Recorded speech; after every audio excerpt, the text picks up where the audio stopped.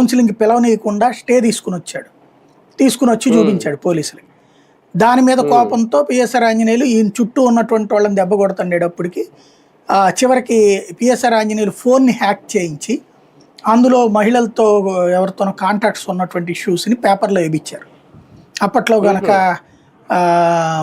ఇది జగన్ కేసులో ఈయన కంట్రోల్ చేయడానికి జేడి లక్ష్మీనారాయణని ఆయన ఎవరితో మహిళలకు సంబంధించిన కాంటాక్ట్స్ గురించి హైలైట్ చేశారు చూడండి, అట్లాగే ఇక్కడ చేసుకొచ్చారు అనమాట. ఆ దెబ్బతో ప్రభుత్వం అర్జెంటుగా, అంటే అధికారంలో ఉన్న పార్టీ అయినా అతను లెక్క చేయలేదు పిఎస్ఆర్ ఆంజనేయులు.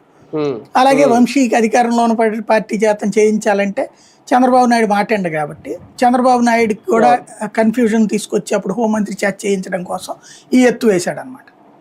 కాబట్టి అంత ఇదిగా ఉండేది, అంత స్ట్రేచర్ అనుభవించిన మనిషి ఇప్పుడు అదే దొంగలతో కలిసి ఉండడం అంటే ఎట్టుంటది వాతావరణం. సైకలాజికల్గా ప్రెషర్, ఆటోమేటిక్గా బ్లడ్ ప్రెషర్ పెరిగిపోతూ ఉంటుంది అనమాట. అదే జరుగుతుంది అక్కడ.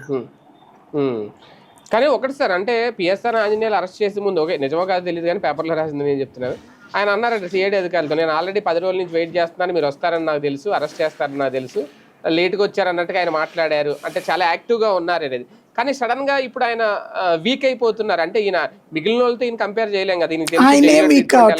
ఎవడు పేపర్లో కూడా ఏం రాసింది, ఎన్ని దొంగ వార్తలు అయ్యి. ఆయన ఏం సైకలాజికల్గా ఏం వీక్ కాలేదు, హెల్త్ పరంగా